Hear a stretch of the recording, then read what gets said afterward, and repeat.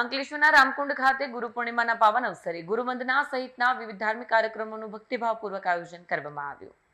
અંકલેશ્વરના રામકુંડ ખાતે ગુરુ પૂર્ણિમાના પાવન અવસરે ગુરુવંદના સહિતના વિવિધ ધાર્મિક કાર્યક્રમોનું ભક્તિભાવપૂર્વક આયોજન કરવામાં આવ્યું. ભારતીય સંસ્કૃતિમાં ગુરુનું સ્થાન સર્વોચ્ચ માનવામાં આવે છે અને અજ્ઞાનના અંધકારમાંથી જ્ઞાનના પ્રકાશ તરફ દોરી જનાર ગુરુનું વિશેષ મહત્વ છે.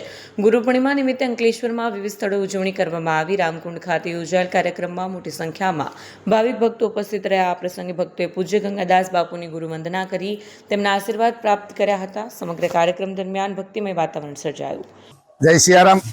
આજે ગુરુ પૂર્ણિમા મહોત્સવ ભારત નહીં પણ વિદેશથી લઈને વિશ્વમાં ગુરુ પૂર્ણિમા મનાવી રહ્યા છે. ત્યારે અમારું અંકલેશ્વર રામકુંડ તીર્થ ઉપર દિવ્ય અને ભવ્યથી ગુરુ પૂનમ ઉજવાઈ રહી છે. ત્યારે ગુરુ પૂનમના શુભ અવસર પર અંધકારમાંથી પ્રકાશ તરફ દોરી જાય એવા સદગુરુદેવ ભગવાનની આજે ગુરુ પૂર્ણિમા.